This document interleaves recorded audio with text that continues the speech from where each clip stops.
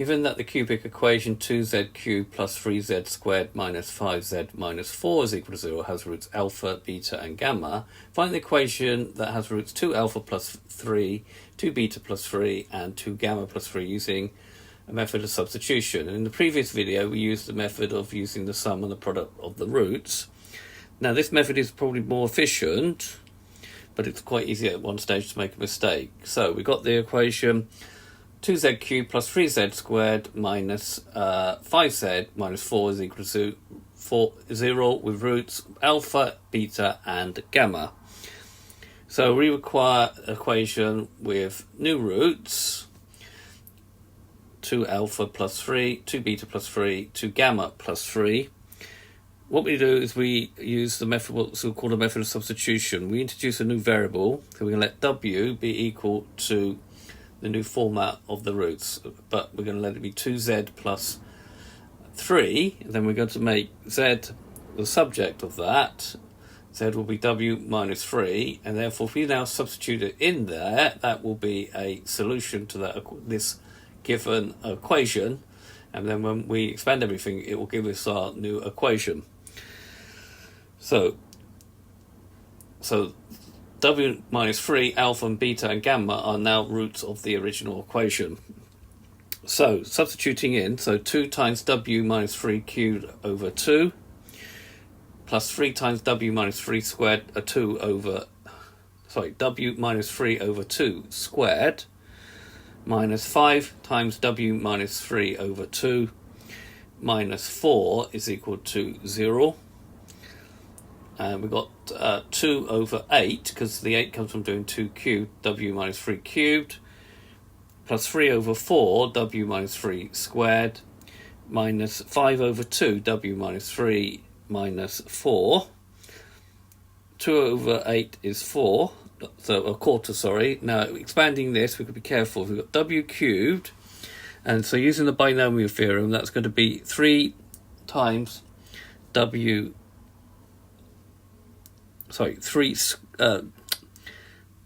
times 3 is a coefficient, 3 is what we've got here, and it's minus 3, so it becomes minus 9 w squared.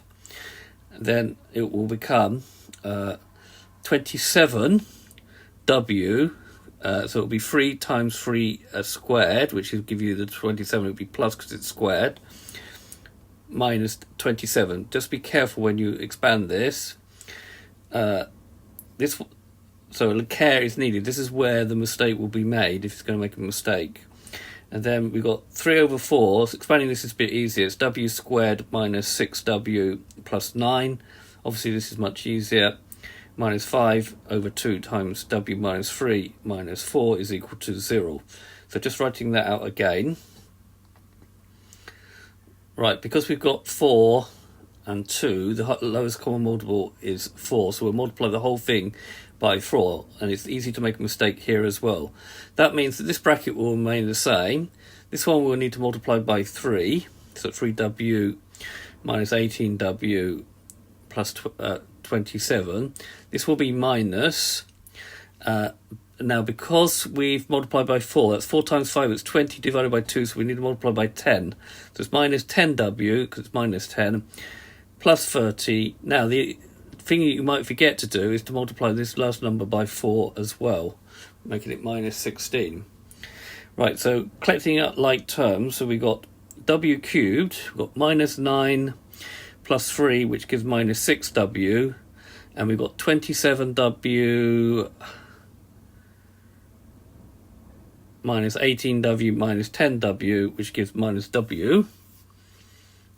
And then we've got minus 27 plus 27, that's good, they cancel out. 30 minus 16, which gives me plus 14.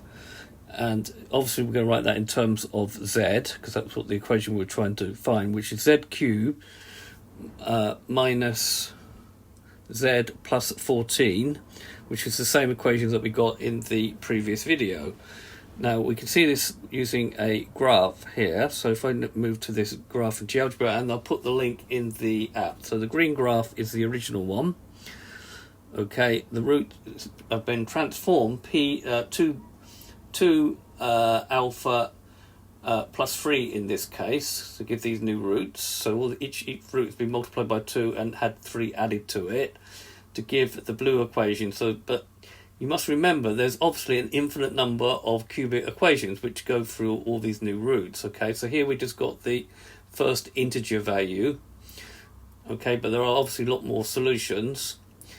What is the transformation that moves that root onto that root? Well, it's been moved. Is it 2p plus q? So it's 2q plus q. What has actually happened is that the roots have been moved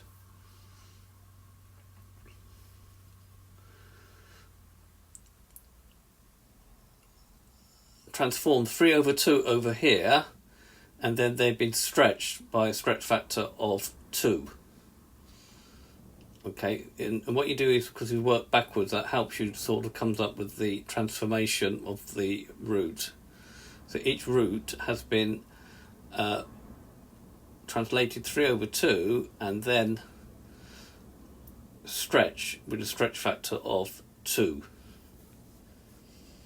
Okay, so this has been a video to show you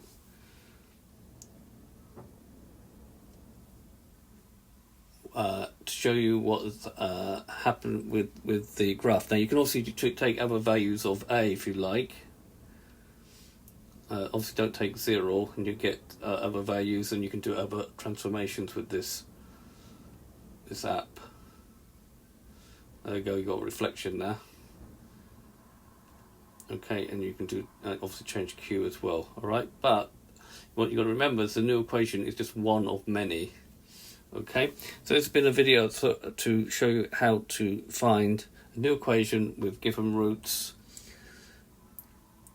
bearing in mind using the method of substitution. I hope you've understood, and I thank you very much for watching.